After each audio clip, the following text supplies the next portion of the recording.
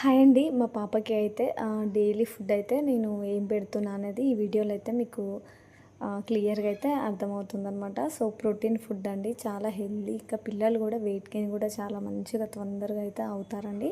So, మీ పిల్లలు ఎవరైనా సన్నగా ఉంటే ఈ రెసిపీ అయితే ట్రై చేసి పెట్టండి. పిల్లలు చాలా ఇష్టంగా తింటారనమాట.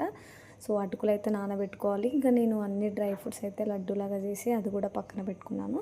ఆల్మోస్ట్ 15 డేస్ అయితే పెట్టానండి. సో, లాస్ట్ 1 లడ్డు అయితే మిగిలిపోయిందనమాట. సో, ఈ రెసిపీ అయితే నేను చూపించాలనుకుంటున్నా మీతోని.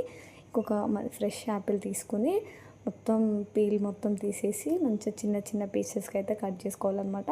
కట్ చేసుకొని పక్కన పెట్టాలి. సో, ఈ రెసిపీ అయితే నేను 15 డేస్ నుంచి పెడుతున్నాను. రిజల్ట్ వచ్చిన తర్వాతనే మీకు షేర్ చేస్తున్నాను అనమాట. మీరు కూడా మీ పిల్లలకి కంపల్సరీగా అయితే ఇది డైలీ పెట్టండి. సో, యాపిల్ ముక్కలు కట్ చేసుకున్న తర్వాత పక్కన పెట్టుకోవాలి. ఇప్పుడు ఆ నానబెట్టుకున్న అటుకులు అయితే వేసుకోవాలి. అటుకులు అయితే చాలా ఈజీ డైజెషన్ ఉంటుంది కాబట్టి సో, ఓట్స్ కూడా వేసుకోవచ్చు, బనానా కూడా వేసుకోవచ్చు. నేను ఓట్స్ అయితే రెగ్యులర్గా పెట్టాను. ఫైబర్ ఎక్కువ ఉంటుంది కాబట్టి డే బై డే 2-3 డేస్కి అట్లా యాడ్ చేస్తూ ఉంటాను అనమాట. ఇప్పుడు అటుకులు, పాలు ఇంకా మనం డ్రై ఫ్రూట్ అయితే వేసుకొని మంచిగా మిక్సీ పట్టుకోవాలి.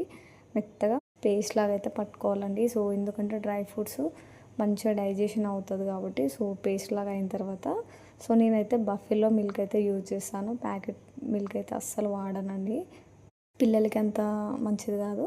స్టవ్ ఆన్ చేసుకొని ఒక బౌల్ పెట్టుకొని అందులో ఈ మిక్సీ పట్టుకున్న అటుకులది ఇంకా వేసుకొని కొంచెం మంచిగా ఉడకబెట్టుకోవాలన్నమాట. ఒక దగ్గరికి అయ్యేంత వరకు. ఆ లోపటనైతే మనం కట్ చేసి పెట్టుకున్న యాపిల్ ముక్కలు అయితే మంచిగా మిక్సీ జార్లో వేసుకొని కొన్ని పాలు వేసుకొని మంచిగా మిక్సీ పట్టుకోవాలి. అదే మిక్సీ పట్టుకునే అంతలోపు అటుకులు అయితే లైట్ ఉంటుంది కాబట్టి తొందరగా ఉడికిపోతుంది అనమాట అటుకులు అయితే. సో, పేస్ట్ అయిన తర్వాత వెంటనే బంద్ చేయాలన్నమాట.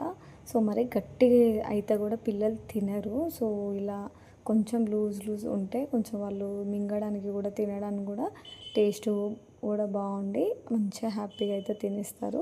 మంచిగా ఉడికిపోయింది కదా, ఇంకా నేను మిక్సీ పట్టుకున్న యాపిల్ ప్యూరీ అయితే అందులో వేసుకుంటున్నాను అనమాట. సో, యాపిల్ అయితే ఉడకబెట్టకుండా ఇట్లా ఈజీ ఇవ్వచ్చు.